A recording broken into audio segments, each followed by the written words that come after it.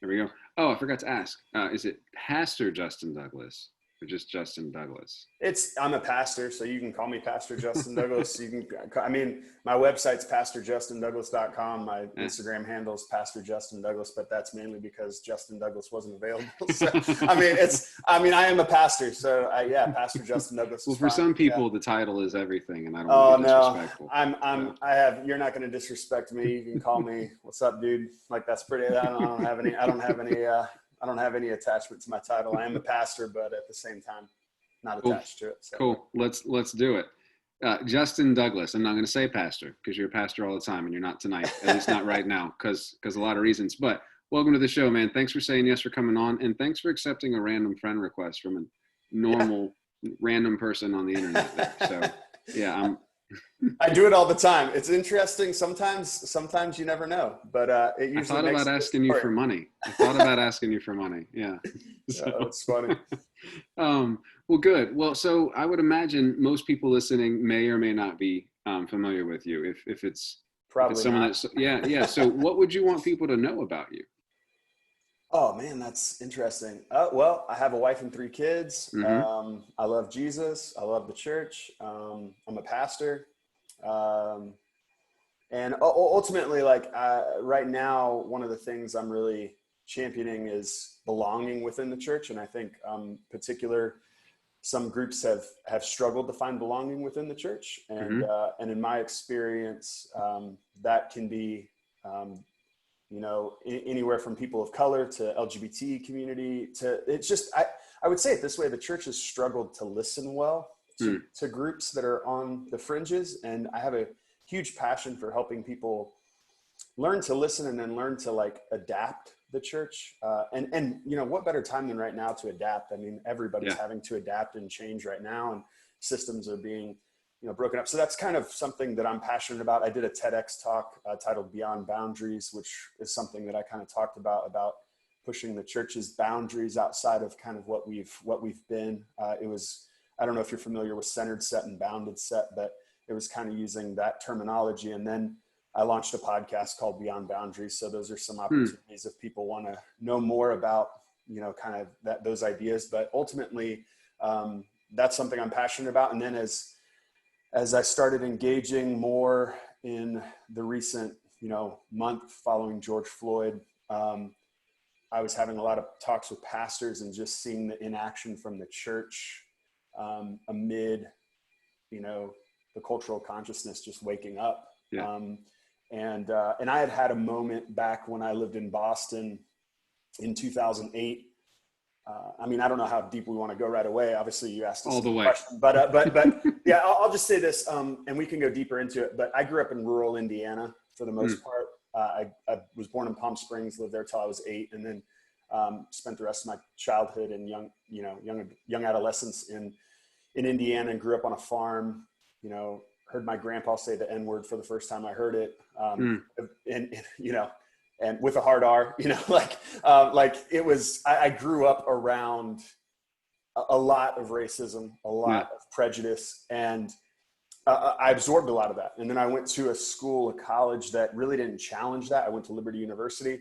While there were a lot of great things for me at Liberty, there was also a lot of negative or even things that were reinforced in my upbringing.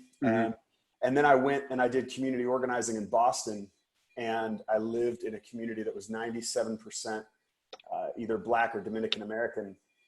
And that changed a lot of my opinion on people of color because I got to be in relationship with them. I was the minority, and I began to realize a lot of the stereotypes that I had been handed were coming from a place of ignorance. And so I feel this calling of saying, if I had never had that moment, I could very well be in the group of people right now that are pastors that are kind of, I guess you could say, playing it safe, or at the very least just being we don't want to be political. That's not who we are.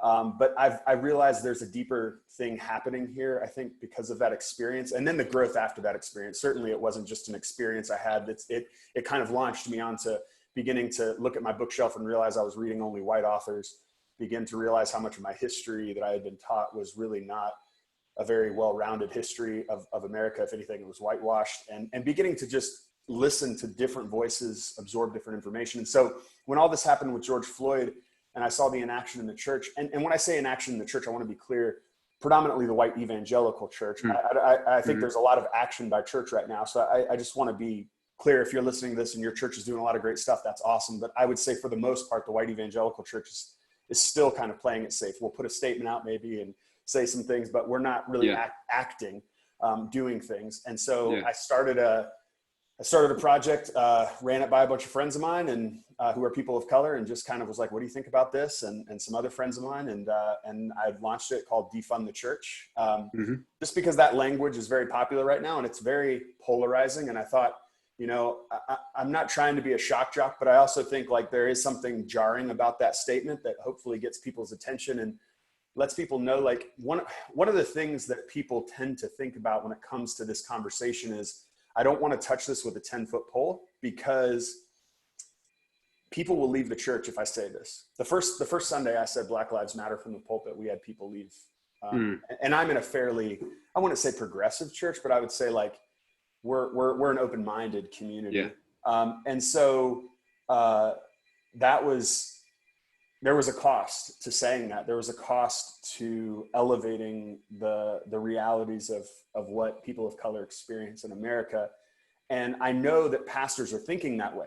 They're thinking economically. It's not a theological move. It's an economic move. And so you got to keep the lights on. For me, I'm like, let's put the pressure on the other side, because there are people that I think are actually walking away from the church because the church isn't talking about this. We're missing opportunities on the other side of this too. They're just not as vocal when they walk away, or you're just missing opportunities. And there's a lot of people who would walk into a church who have seen such inaction from the church for so long on social issues that they've just decided to walk away. So that's a little bit of what is happening of late.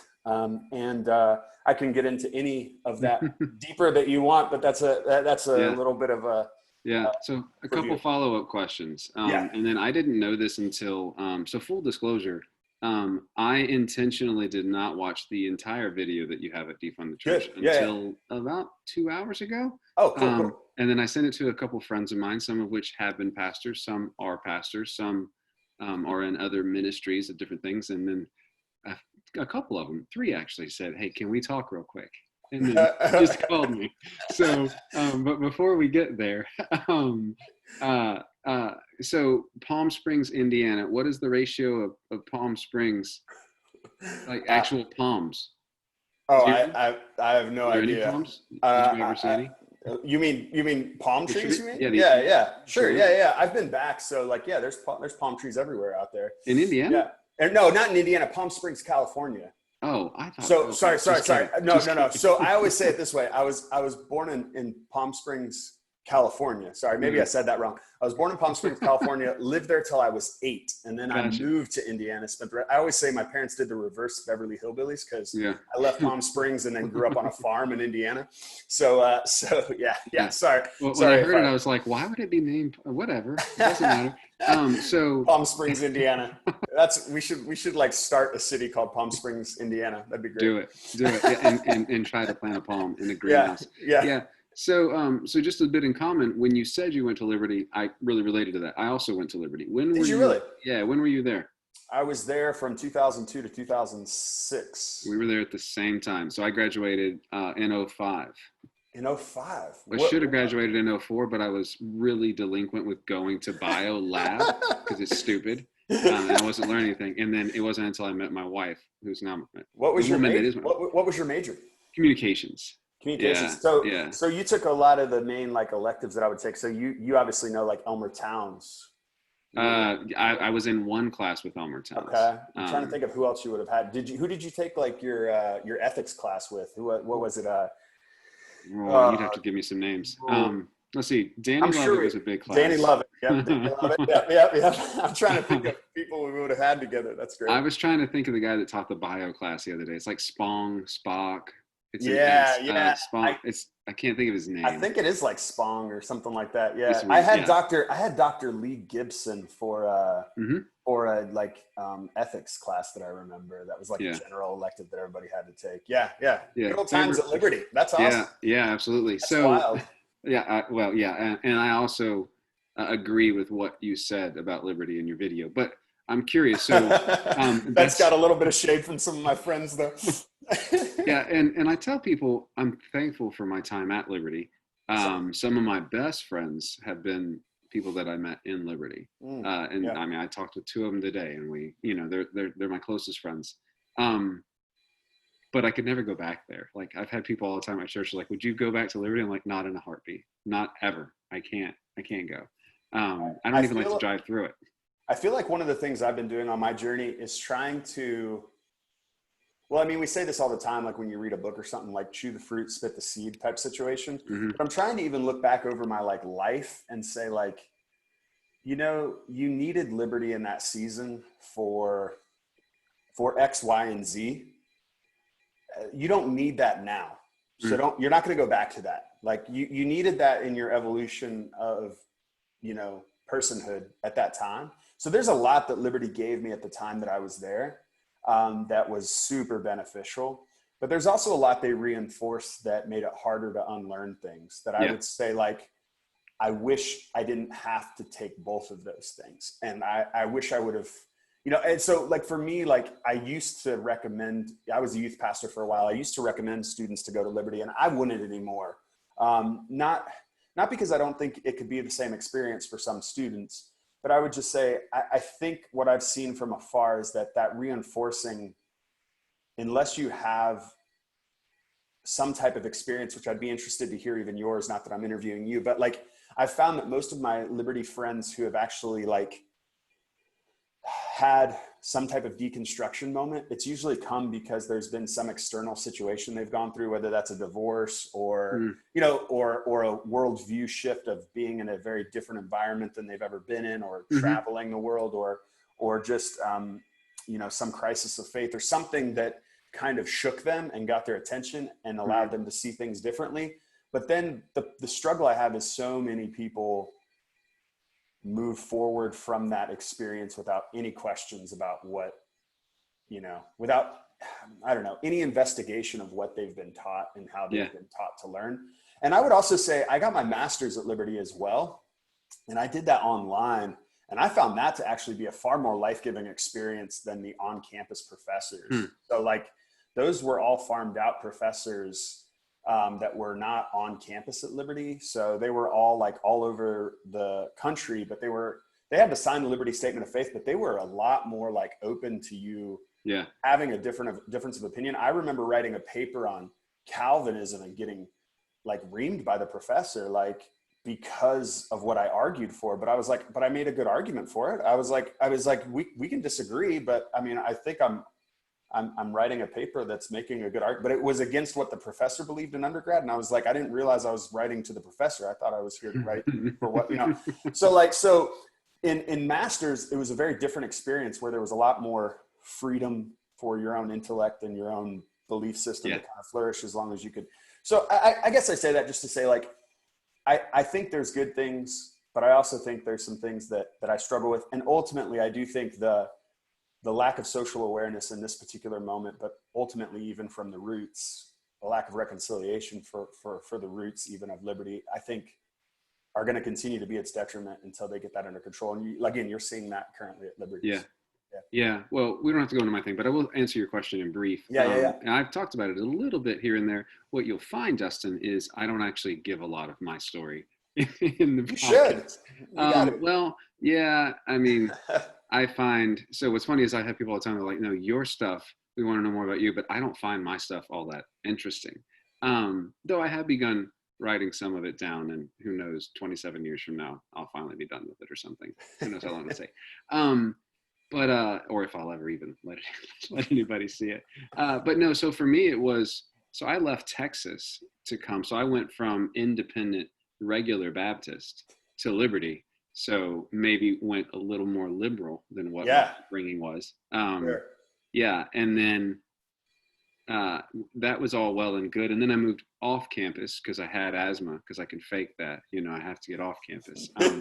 Yeah. And then It's just funny to hear you say that, because I know so many people that use random things to get off campus. I do actually have asthma, but that's just an excuse. Yeah. Got light medical to sign off on it. And by you have asthma, it means you got a doctor to tell you I have had an asthma. inhaler. No. I have an inhaler. I still have it. But for me, it was so leaving Liberty and joining the workforce. I came in close proximity to people that didn't believe like me and didn't think like me, and really seemed to love God and had tremendous growth where I didn't have growth. And then I had a child with my wife, and that honestly uncovered emotions and a different view of the divine that I didn't know I was allowed to have. Wow. And then, yeah, just a lot of things after that. Like I worked with someone that happens to be, at the time she was lesbian, but she is still lesbian. You know what I mean? I'm saying this wrong. Yeah. I understand. But just being in proximity with people that didn't agree like me began to make God bigger. And many of my friends that either are afraid of, I'm not going to say the word progress, just the way that I see God, they haven't intentionally put themselves in positions to be with people that aren't like them. Sure. And they're afraid to ask any questions. And falling away from what you did believe is painful. So it is. But the questions are okay. Systematic theology is also okay, but it's really small. Yeah. It's really small. Either way, that's just a little bit of me. You and I seem to have a similar experience. I think the moment you kind of realize the foundation you have like needs to be reassessed, like, and you've built so much on it, but you're interacting with people that are like challenging all the truths of the foundation that you built. Like you're like, what is going on here? Like I got to take this all down and rebuild like from the foundation. That's hard. And then you realize like just how important it is to just be like Jesus needs to be my foundation. All this other stuff, whether it's right or left, like, or anything in between, like I just got to be careful to place anything and prop anything too high on that isn't centered on Jesus, because it's probably going to be at some point needed to be, taken away. So that's been my experience. And it seems like you've had a similar experience. Yeah. We'll have to have you back on, or I'll be on with you or something. We'll have to talk about that again. Yeah, that's a great conversation. Yeah. Not why I brought you on though. Yeah, that's the downside of not scripting the question. No, you're fine. You're fine. Yeah. So so you have a website, which I went on a minute ago. You still need to build some more of that site. Like it says, like, this is coming, this is coming. Yeah. I'm going to put that on you. A lot of it's interactive. So like the goal is to kind of see how some people use the resources and then build out from there. So like there's 5 main questions that we're asking the church. There's a guiding value, and then there's a sample letter. And that's pretty much all you're going to find on the website. It's a simple website. It's mainly just a place for those things to be stored. And then the video is on the main page. Outside of that, there's really nothing there. The goal is that we would actually have testimonials in the future. And we also have like some 5 recommended resources that you and your church could maybe consider reading together. That's one other thing we have on there. But the goal is that we would have more resources in the future, but also testimonials of people who have actually sent the letter to their churches, whether those are positive or negative testimonials, to be honest. Like I would post either. So we know some people who have begun that conversation with their church. I actually just texted with somebody who has a meeting with one of their pastors tomorrow. So there's definitely some movement happening. I think some people are also like not willing to send things to their church about it, even if they're our advocates. They're kind of like, it's a hard thing. It's hard to, I frame it as nonviolent direct action in the tradition of Dr. King. That's not for everybody, and I recognize that. And I think my goal here was to say, hey, if you are fed up, don't just walk away. Like actually try to have a conversation before you do. You never know what progress you might make. And maybe you are committed to staying, and this is something you're passionate about seeing the church be active in. And so what does it look like to actually take some of these resources that I've already collected and created with other, voices to actually like ask these questions and challenge your leaders with them. And I think they're fair questions. I don't, while defund the church is very flagrant, and I get that, I don't think the questions themselves or the posture in which we even write the letter is argumentative or, you know, negatively challenging. It's certainly challenging, but it's not challenging in the way of like do this or else. Like every church is starting from a different place. And so that's what makes this challenging for me is like, I want to see churches take steps and take action, but I can't determine what action is. You know, some churches, if they get up and say Black Lives Matter, they're going to be closing their doors in 2 weeks. Like that's just the reality of the situation of where they're at. Because that's how, just quite honestly, racist their communities are. I don't know how else to say it any other way. Like they can't even say that from the stage. So they're going to have to actually do a lot more groundwork and education work prior to any action or any statements that they make. Right. Yeah. So I don't want to like give a one size fits all. So that's actually why the website might seem a little bit generic to some people, because I want it to kind of be generic. I don't want a one size fits all, like every church needs to do this, because some churches need to be doing more and some churches need to be every church needs to be taking the next step that they can take. So, yeah, I want to dial it back. So my first thought when I read Defund the Church is, so as one that has done a bit of work understanding, so I've been really intentional to say very little on social media or really outside of my close friend group, just because I feel like I don't know enough often to speak on many things, but especially in a conversation about race. When I understand that, you know, I'm a white right-handed male and the world was built for me. Yeah. And that's a concept I took from actually today's episode that released, but I think Sean is on point there.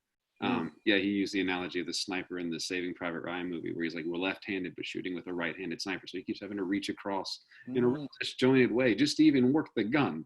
And he's like, that's, you know, the world is built for right-handed snipers. Not one. And Sean, I'm sorry, I'm sure you'll listen and I'm not doing that right, but I like it. I'm stealing it. I've used it a couple times since then. Churches are staffed by clergy that are predicated on from Liberty, Pensacola, all of these other universities, you know, Cedarville and a bunch more that I could name. So in a conversation of defund the church, what role do you think our seminaries and our institutions that actually train the leaders of the church bear, and how quickly should they begin to try to pivot to whatever that needs to look like? Because I think the two are going to have to work in unison, because the seminaries are what feed the churches. They feed the ministers, and they have to, because the burnout rate is so high. So they have to restock the shelves. However, different podcast. So you can see how multifaceted this is, though. Like when we talk about systemic racism, this is what we're talking about. We're talking about the fact that like, this isn't just a church issue. While it is a church issue, because the church is ultimately going to be the place that's either going to allow those seminaries to stay status quo or to actually challenge them to produce something different. But you also have the amount of white theological authors that get elevated within the church, where the church rarely is elevating Black voices within popular authorship or you know, and I could say this for women too. Like how many women are actually in your pulpit? How many Black people are in your pulpit? Black voices. Like it's just, and again, I want to be clear. I'm speaking about white evangelical churches. Like that's just because I know some churches are very intentional about that. But in my experience, what you're exposing here is just one more facet of the reality. And I would say, you know, in the video, I reference Bob Jones and I reference Liberty University as two highly influential, for their time and place. Their leaders especially were highly influential in their theology and idea of God, especially around issues of race, primarily segregation, being handed to a large swath of pastors, and then those pastors going and taking churches, and that happening for generations. Not just, I mean, that was class after class after class. That happened for a long time. It wasn't like it was 1 year that Jerry Falwell had a bad idea or Bob Jones had a bad idea. I mean, I think I referenced in the video that Bob Jones didn't even change their policy on interracial dating till 2000. Yeah. You can literally go watch the Larry King interview where Bob Jones announces that they're changing that policy. And when he announces it, he still actually doubles down on the theology. He just says, we're changing it because we think this is just a bad witness to the world that we're getting all this bad publicity. Like he pretty much is like, we don't repent of the bad theology. We're just saying we can recognize that the public is seeing this and only this, and we don't want them to see this. This isn't that important to us. He doesn't say it's a bad theology, which is just shocking. Like, and so that school, and Bob Jones, you know, being one of the first to radio, had a huge influence on the church and on young pastors. Now, I will say these are obviously largely conservative, you know, universities, but Liberty within the, you know, between Bob Jones and Liberty would be progressive. You know what I mean? But like they still have a lot of just, I don't know, racist roots. I mean, if you look at Liberty's, even their elementary school that's on campus, you remember LCA? You were there, right? Still there, yeah. I was there when it was off campus, yeah, and then it came on campus, right? Yep, you were there at the same time as me, so you remember they came on campus. When they bought the Erickson building there. So how much do you know about LCA? Did you know that LCA was actually a segregation school? Like that they were a school that was built for the purpose of when the schools in Lynchburg began to desegregate, that Falwell launched that school with the intention of white students only. Yeah. Like most people don't know that. Like it's just not talked about. I certainly didn't learn about it till after I left Liberty. So it's like things like that, you don't just overcome with a statement. Like it's actually, in my opinion, become so much of the, I guess, it's learned through osmosis almost. Like we have these bad ideas that we actually have to intentionally be like anti these bad ideas in order to uproot so much of what they've created within our churches.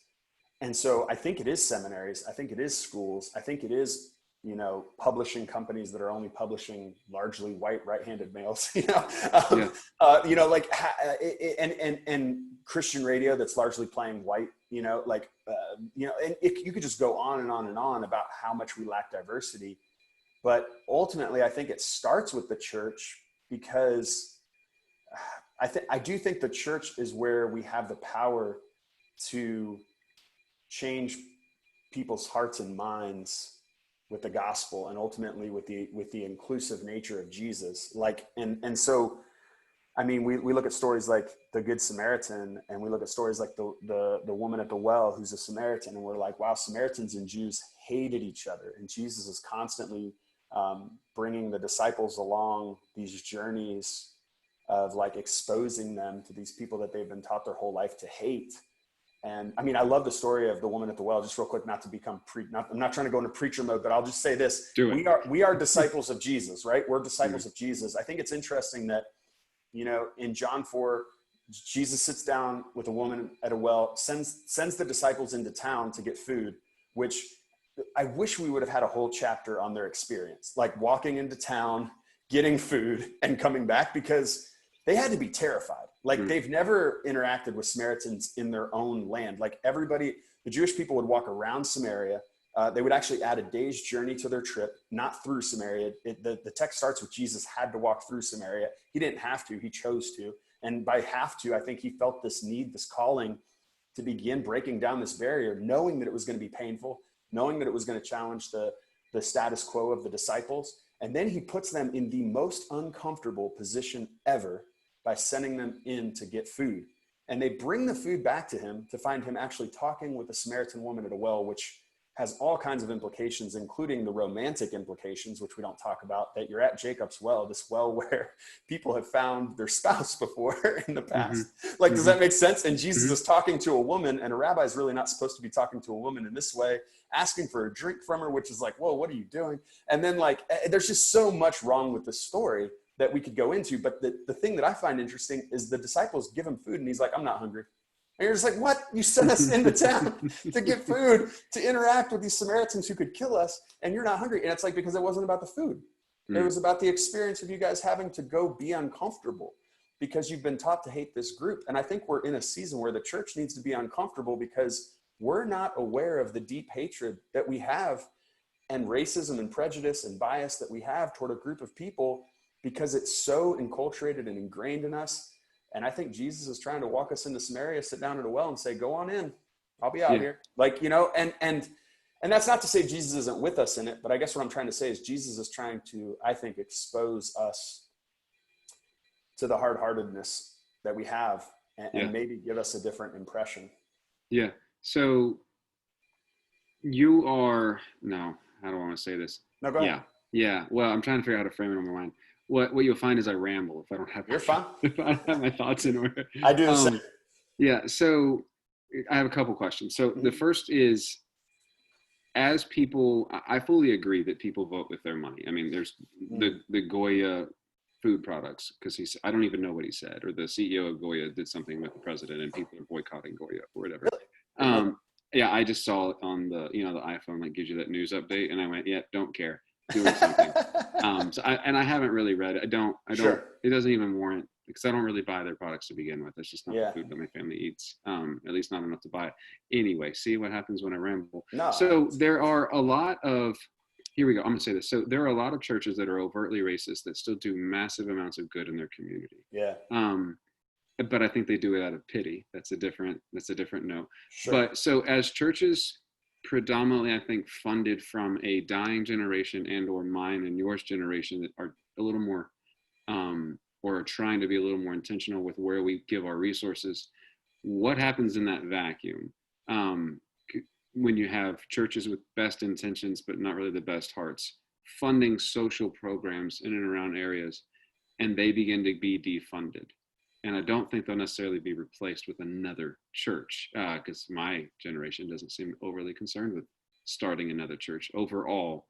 I'm talking about at a national level or even at a global level. So what happens with the defunded church and the institution, that the machinery behind it, as it helps the communities that it's in, as they're defunded? And I want to be really clear. You'd asked me earlier some of my thoughts about, you know, the economy or whatever. Whatever was going to happen to the church in the next 60 years will end up happening before 2025 because of the coronavirus. Like, endowment funds only have so much money, and they're tied to the stock market and or Fed rate. Fed rate's at zero, and the stock market is a dumpster fire. So the endowments are going to go away. You know what I mean? So whatever the church, the lingering hospice care of the church is quickly escalated. Wow. You know? I love how you put it. Yeah. Well, I love how you framed it as hospice care, because, I mean, to be honest, that's so true. Okay. So there's a lot in that question. First, I would say,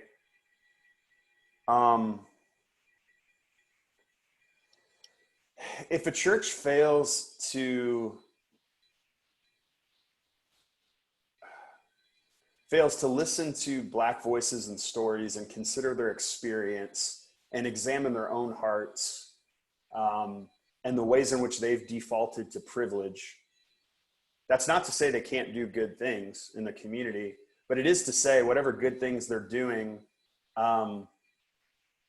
there's a lot of organizations doing good things. You know what I mean? And look, the NFL just donated millions of dollars to the NAACP, I think, or some organizations, but it's like, yeah, you know what would be really great if you actually like reinstated Kaepernick and paid him for time lost, like, because you guys screwed him. Like, it's like, it doesn't matter to me that you guys made this donation. Like, that's cool. That's going to help that organization. But ultimately, it doesn't seem genuine. And I would also say, like, you can be doing all this great work in your community, maybe to combat homelessness or to have a food pantry, or, you know, like all these other things, clothing drives. And I don't want to discredit that work, because there's great people doing that work. But I would say, what makes you stand for that matter of justice within your community and ignore this one? Especially when the social consciousness is so awake to this. Like, why are you denying this? And I would say, if you're active in matters of justice in those ways, it would seem even more like incongruent that you wouldn't even consider this as an act of justice. And here's what I would say. I would say, I actually have a difference of opinion for you of our generation, not wanting to start churches or be in churches. And the reason I say that is because I think our generation hasn't seen anybody actually like stand boldly on the principles of Jesus for peacemaking, justice, legitimately standing with the marginalized in an overt way. And I've found that the more I've done that boldly and taken courageous steps to do that, I've connected with a lot of 35 and unders who have literally been like, I never thought I'd find a church like this, let alone in my own community. I'm so there. So like, we just had our first gathering since coronavirus, our first social distance gathering, if you will. And I think we had like 15 to 20 new people. And a lot of them heard about it because I helped organize a Black Lives Matter rally in our community. So like, I mean, I will say, I think when pastors show up and speak boldly about matters of justice, the millennial generation and Generation Z are very interested in matters of justice. And I don't think they've given up on their faith. I think they've given up on the faith that the church at large, or again, white evangelical church has handed them. And so I actually think you might find that there's a whole group ready to be mobilized. There's just not anybody saying what's connecting in their faith, like what's connecting them to Jesus is these stories that are ultimately the marginalized being championed and cared for. And I think, so I will say that doesn't mean with any systematic change, there's going to be hiccups along the way. There's going to be people who are probably adversely affected by that. And so I don't want to discredit that potential. And I would also say, I don't think there's a whole nother element here that I'll say I have problems with when I say defund the church, which is that as a pastor for 15 plus years, I've had many people come to me and say, change this or I'm taking my money elsewhere. And so there's been a lot of people who have used finances in a way to hold pastors hostage over the years, or church boards hostage over the years. And I have a lot of, I guess, knee-jerk negative reactions to that.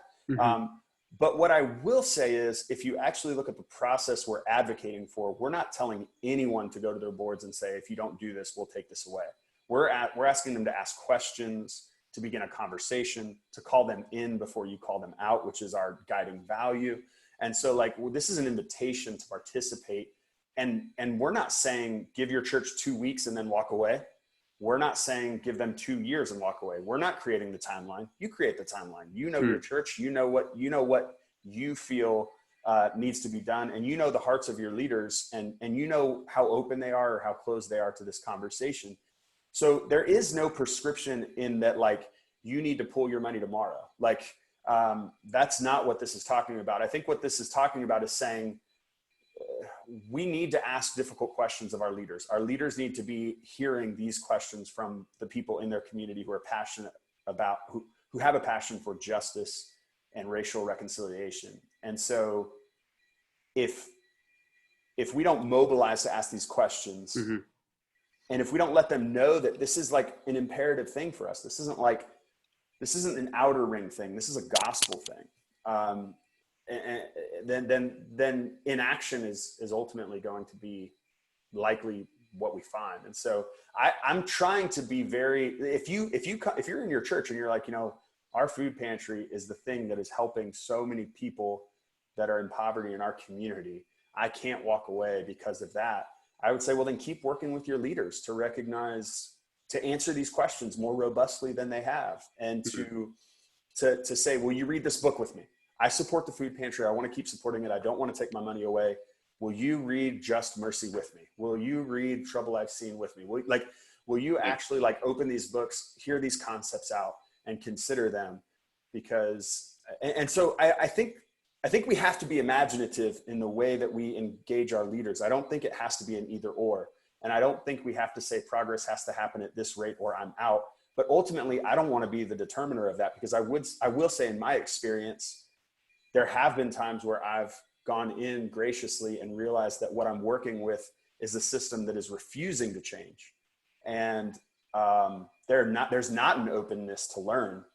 And at that point, I do think direct action and walking away is ultimately what needs to be done, even if that has consequences on the structure. And again, like you said, now's the time to innovate. Now's the time for these systems to change, because we are in the midst of so much change with coronavirus. I guess we do. I'm not going to say fundamentally disagree there, but I get so many emails. You'd be surprised how many pastors listen to the show.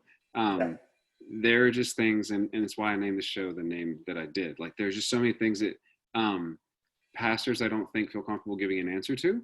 And so there are things that people won't ask at church, which is why I kick so many sacred cows on this show, or at least try to.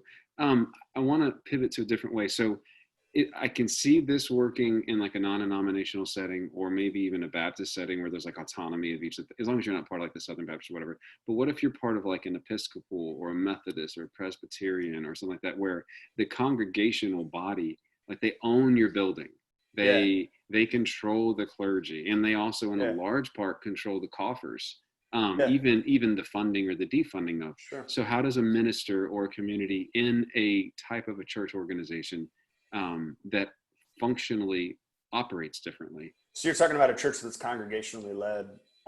What's the congregation? It's a significant vote or control, I think. Yeah. So those churches, I can say, working, but like, so say I want to defund the church, but I'm in the Episcopal faith, and my minister doesn't have the ability to do that. Like, it's just not. Why doesn't your minister have the ability? From what I understand, a lot of the way that those churches structurally are set up is the building is owned by the is owned by the church, not the local church body. Like, so you're talking about the denomination. Yeah. So I do talk about the need for these conversations to be happening at a denominational level as well. I do make it clear that like this letter, the sample letter, should be sent to your denominational leaders too, if you have denominational leaders, because I think no matter what organization you're in, whether that's Southern Baptist, if you have a structure beyond your particular community, I think you should be sending the letter to them as well. I personally think everybody in the church,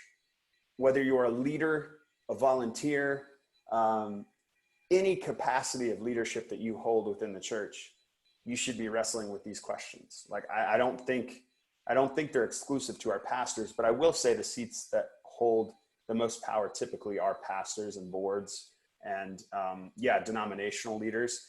I would say though, we're in a time in history where if you're a pastor and you want to speak about the matter of justice and your denomination says no, do it anyway. Like, that's my opinion. I mean, I understand that might be hard for some people to hear, but I'll say, like, I've lived that experience. I've done it anyway and gone against my denomination on things. And so, and I've gotten kicked out of my denomination for that. That's part of my history. So I'll say, like, I'm not saying that to say there's not a consequence. I'm literally I'm in a house that, I was in a parsonage at the time. I had to move. Like, I mean, I've lived that experience and I've dealt with the consequences of it. But I will say this, if you're a pastor and your conscience can live with knowing that you should say something, but determining not to because your denomination is telling you not to, then you can live with that. I couldn't. And so I would say if you can't live with that, say something. I will tell you, you will find that there are a lot of people that you will connect with that you never thought you would connect with on matters of faith. I will say many friends of mine that are atheist, agnostic, not connected to God in any way, gained a certain level of respect for me in my ability to just stand up for what I believed was right in that time. But then ultimately it's opened up all kinds of faith conversations with them because they've really never seen anybody be that authentic, even when everything was on the line. And I've actually seen multiple people come to faith through that experience. And so I would say we always tend to think when it comes to matters of us standing up for these things in a flagrant way or in a way that might bring about negative consequences. We always tend to think of it in worst case scenarios because that's just how we're built. We're built to think about the financial consequence, the social consequence, all of that. And I think that's valuable to consider because it is going to be a toll on you in that way.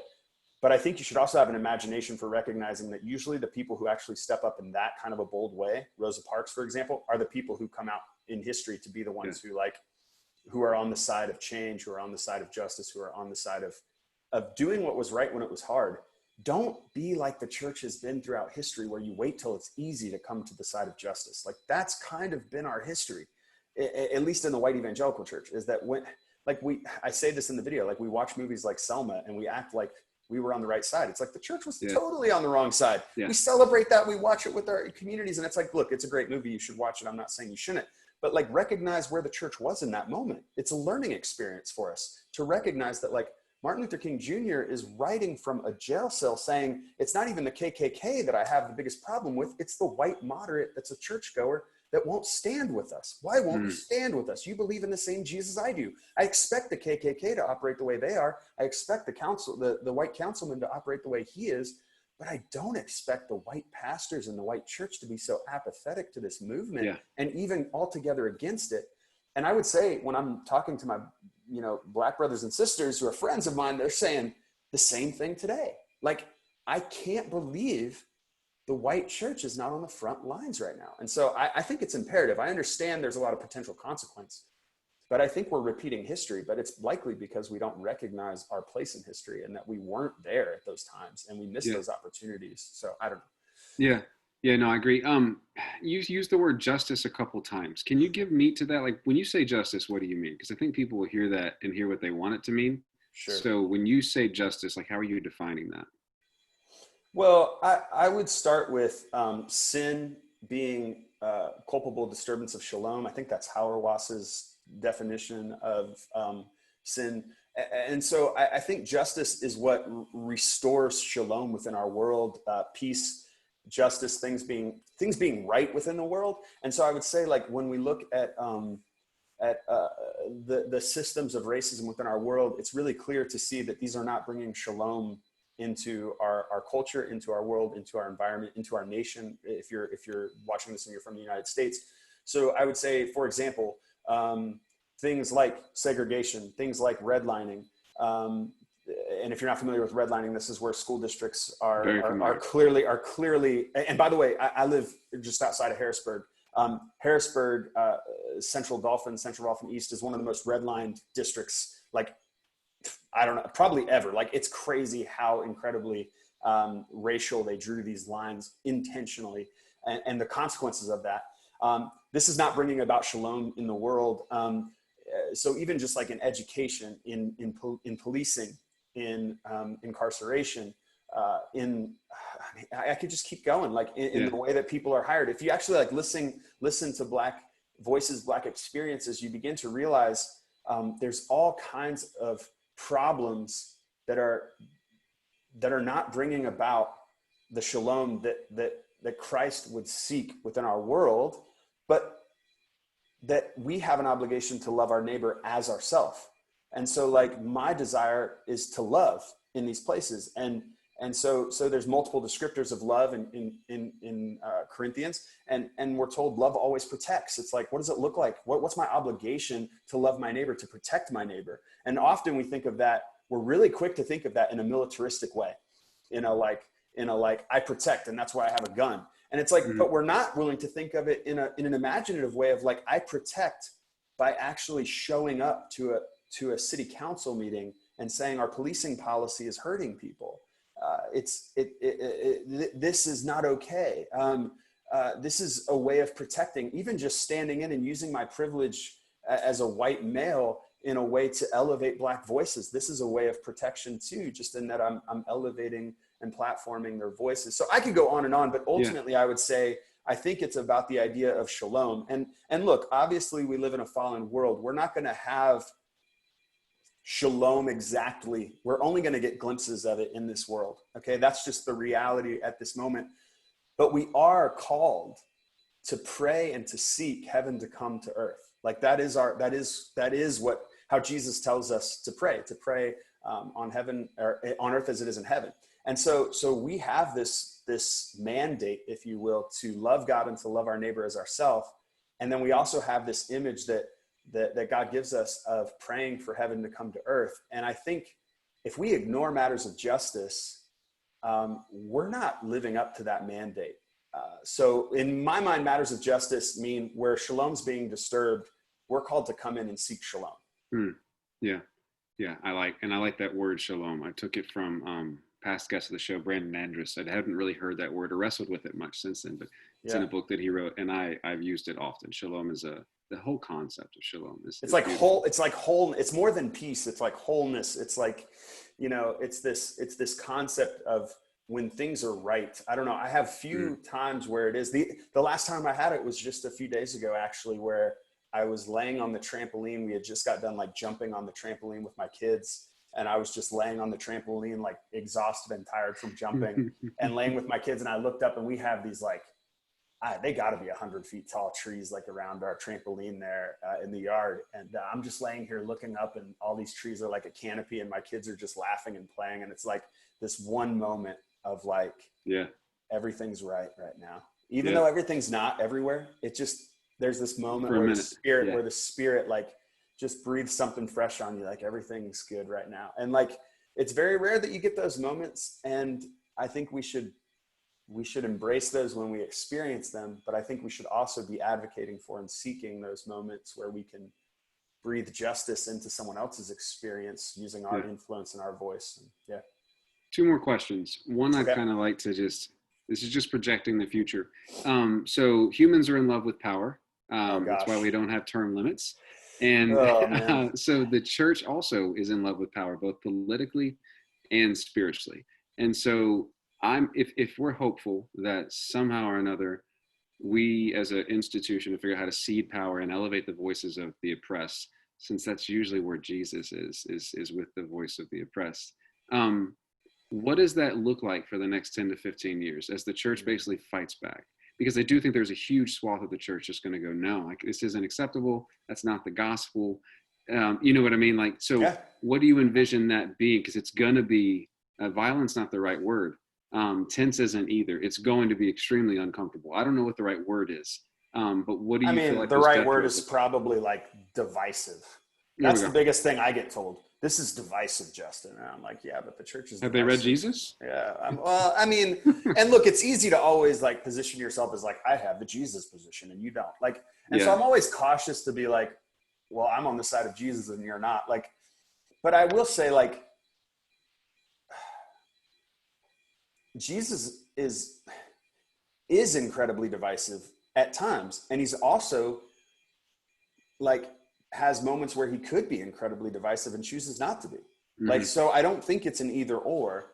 I think it's Jesus recognizes typically, I mean, at least in my understanding of Jesus, there's times where he recognizes the imperative of the moment. And so one example is when Jesus, and this is the most obviously like violent or aggressive example of Jesus, where he goes in and flips tables over. Most people don't understand what's happening there is there's an exploitation of people who are poor. People who are poor are being exploited and upcharged in essence for their sacrifices during Passover. And so there's this huge like need for to make a sacrifice because it's the way in which you're made right with God. And what better time than Passover when everyone who's Jewish needs to make a sacrifice to, upcharge and bring it right into the temple so they can just buy it right there and put a tax on it, if you will, to upcharge it. And Jesus sees this happening and he's like, he probably sees people literally giving their life savings because they feel like if they don't, they're not going to be made right with God. And like, that has to be very painful for him to watch. The absolute corruption of not only the marginalized, like preying on the marginalized, but even further, the corruption of the place of God, the temple. And I would say that's what we're dealing with right now. We're dealing with a church that in their apathy, whether they like to admit, whether they're willing to admit it or not, is in a lot of ways preying on Black and brown people. We're not standing up and using our influence to bring about justice in our world. And I would even say in a lot of ways, we're allowing that apathy or even racism to go unchecked. And at the same time, we're defiling the temple. We're making church not about justice, not about considering the social realities of our day. So I look at that and I say, look, this is probably going to be a divisive season for the church. But I would say this though, have the last 20 years not been divisive for the church? Like, I don't, like when a lot of people are like, don't do that because that's divisive. I'm like, I don't really understand. What do you want me to do? Like the church, if you go on the other side, it's divisive too. Like, don't act like what I'm doing is divisive, but being apathetic and not speaking up on matters of justice isn't divisive. That's divisive too. It's just not as in your face. And I can understand how you're more happy with like people being quiet, or it's more palatable, but I don't think it lacks the divisiveness. I think the truth is, here's the truth that a lot of people don't want to hear. It's divisive for Black and brown people, so you don't have to experience it. Like when I talk to my Black and brown friends, that's what they say. They say the evangelical church has been silent since King, like, and before that even, you know? And again, I want to be clear. That's not all white churches. If your church is predominantly white and you're doing amazing justice work, I don't want you to feel like I'm calling you out. I'm just more saying, you know, in general, that's been my experience. And I would also say there's a lot of science that's been, you know, polls that have been done to show that tends to be the reality in white evangelical churches. And so it's easy to be apathetic and feel like it's not divisive because the people you're dividing yourself from are people you don't actually have to be in community with. Yeah. And I would say I'm less interested in being in community with white people and more interested in, and so I'm not afraid in essence to disrupt my relationships with white people, including white pastors that I'm friends with, because a lot of people are watching this right now and they can't stand me. They're really upset with what I'm saying, and I get it. But I'm more interested in seeking justice than facilitating and continuing my relationship with white pastors and white churchgoers. And I think until we get to that place as a church, everything anyone says about matters of justice is going to be divisive, or it's going to be so watered down that it's not even going to speak to the cultural moment. Like, so many people are making posts that sound far more corporate as churches about unity and racial justice and all this stuff, that it's like, okay, but like, what does that mean? Like, are you, are you, that's a great statement, but like, and look, statements matter. I don't want to say statements don't matter. They do matter, but it's like, what are you actually going to do? You know, the first question where we talk about like examining our hearts in this church, and, you know, asking God to show us where we have defaulted to our privilege and preferences over what God envisions for the kingdom. It's like, are you actually going to lead your church on that journey? Because that's a hard reality, to examine your hearts in the matter of racism and privilege. And like, to me, a statement that just says we're going to lead our church on that examination is far greater than like a statement of like unity and racial justice, because usually those are like a statement and then the church doesn't really do anything.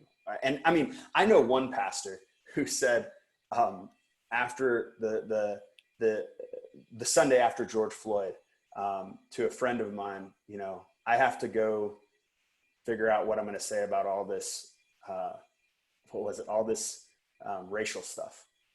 And in essence, it was just this, like, I have to go figure out what I'm going to say about this because people expect me to say something. Yeah. Like, as if it's a burden. And it's like, and look, I'm not going to say as a pastor, it's not burdensome to deal with matters of justice in the sense of heavy and hard. But in a lot of ways, it just came off as this like, I wish I didn't have to say something, but people are going to expect it. Like, you know what I mean? Like, and to me, I sense that when a lot of churches make these statements, it comes off to me like that. Like, we're not really interested in making the statement, but we'll make it because people expect it. And I definitely want to see more action. And I think the questions we ask are all action oriented, like, or at least moving people toward action. So yeah. Should I say the questions? Or people can go to defundthechurch.com and see the questions. Like, let's make them go. We're gonna have to work make for them it. go. Yeah. Why not? So, and then while you're there, look at the resources. I've read the questions. I have them saved. I'm also a little partial to the black and yellow myself personally there. So.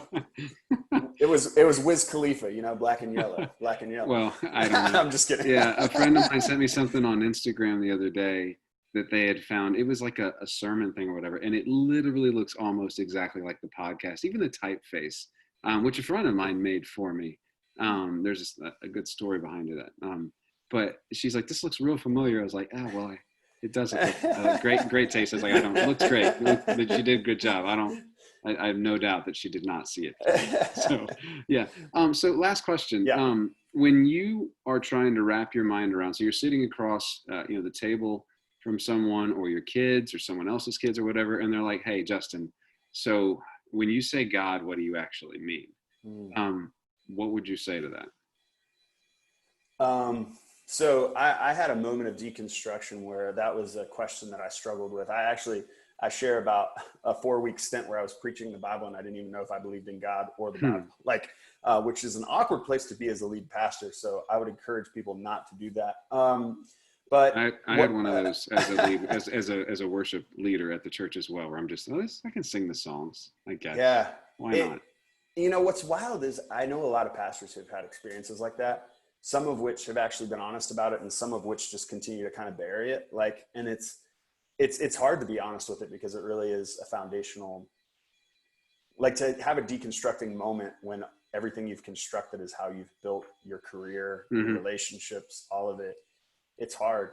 But in that moment, one of the things that brought me back, I wouldn't say it simplified my faith, but I would say it made my foundation very clear. And I alluded to this earlier, that my foundation is on Jesus. And so Hebrews 1:3 says, Jesus is the exact representation of God, the pure radiance of his glory, the exact representation of his being. And for me, I think that's interesting because it's the author of Hebrews. It's at the very beginning. He's writing to Jewish people who have an understanding of God from the Old Testament. And the the third verse is pretty much saying Jesus is the exact representation of God. Whatever you think you know about God, filter it through the lens of Jesus. If it does not compute, it is not the exact representation of God. That's kind of how I read it. When I read it that way, I was like, wow, this changes all the struggles that I have with Old Testament God and New Testament God. To me, I just always saw this stark difference between the God of the Old Testament and the God of Jesus. They did not connect to me. And so Hebrews 1:3 for me, helped me see that God hasn't always been accurately represented in the Old Testament. That's not to say God wasn't the God he is now in the Old Testament, or that God changed. It's more to say people were flawed and God was meeting them where they were. And ultimately God met us in fullness through Jesus, in exact representation through Jesus. And so for me, when I think of God, I think of Jesus. I think of the life, ministry, death, resurrection, ultimately the reality of the story of who Jesus was when I think of God. And so that's, to me, is the exact representation of God. So that's kind of a simple answer. I don't know if that's what you were getting after. You can feel free to ask follow-ups, but that's whatever the answer is the answer. It's not your answer. So so where do people go? So Defund the Church is the website for that, but so point people in the right places. Where do you want them to go? Sure. Yeah. If you want to friend me on Facebook, obviously I'll friend anybody. No, I'm just kidding. You can find me, Justin Douglas, on Facebook. On Instagram, I'm at Pastor Justin Douglas. Defundthechurch.com, PastorJustinDouglas.com. I have a podcast called Beyond Boundaries. I also did a TED Talk called Beyond Boundaries. I guess those are the main places. The church that I pastor is called the Belong Collective. We are currently, we had our first physical gathering, but we're still doing digital gatherings. So if you want to participate from wherever you are, you can participate in that. And I want to also be clear, just because I think this is really important. I'm a pastor of a church, and I'm kind of spearheading a Defund the Church. I don't know. I'm not going to call it a movement because I don't think it's that, much of a deal right now. But ultimately, the first question I always get is well, we should start with your salary. And I'm like, you should. If our church is not having conversations about issues of justice, then start with my salary. I 100% agree. By all means, start with me. And I would say we've, as a board, asked these questions as well. And I'll say our board is 3 women and 3 men, and no people of color are represented on our board. And we're working through that. We're having that conversation, and we're very open about that conversation with our community. And so I just want to say this isn't some high horse that I'm on as if we're doing things perfect. We've got a lot to unlearn at the Belong Collective too. We've got a lot to work on in matters of justice. I don't think this is hey, everyone, here's the finish line, just get to here and then you're done. This should be an ongoing conversation where we're amplifying and listening to Black voices and people of color, and ultimately trying to hear their experience and have a sensitivity to that, to where we can enfold people into our communities better. And ultimately, maybe the church would reflect the diversity of the kingdom. Like, how beautiful would that be? And so that's my heart in all of it. But ultimately, if you want to connect with me or connect with the ministries that I'm a part of, I would love for that. Yeah, perfect. Thank you for your time tonight, Justin. I'm aware of how late it is. Yeah, most people listen, I think, probably on their lunch break or whatever, so they don't know how late it is. But yeah, thanks so much. Appreciate it. Of course. Thank you for having me. Yeah, there we go. Cool. Yeah, I actually had our first. How do I stop this? We had our first